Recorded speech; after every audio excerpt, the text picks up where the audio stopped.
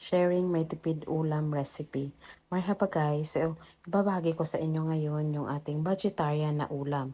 Ready yung mga ingredients na carrots, patatas, onion, garlic, cornstarch, pepper, liquid seasoning kung available sa inyo, salt, and then isang perasong itlog. Siyempre, hindi mawawala yung ating main ingredients na century tuna.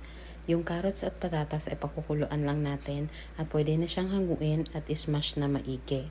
Pagka-smash natin, saka natin ilalagay yung mga sangkap na bawang, sibuyas, dahon ng sibuyas. I-make sure din natin na na-drain natin ng maigi yung ating century tuna bago natin siya ihalo dito sa ating mga ingredients. Dito na natin ilalagay yung ating pepper, liquid seasoning, at saka yung ating salt. Lalagay na rin natin yung ating itlog.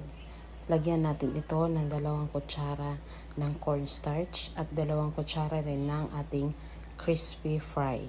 So, untian nyo lang yung paglagay ng salt, as in super unti kasi maglalagay tayo dito ng crispy fry. So, yung crispy fry ay kumpleto na yun siya ng mga ricados na pampasarap sa ating ulam.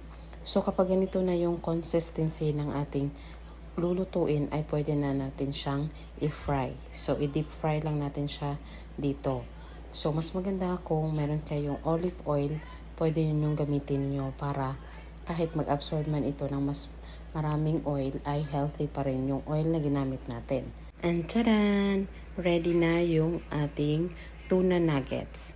So pwede nyo siyang i-dip sa ketchup or mayo with ketchup. Thank you for watching guys. Please follow and subscribe.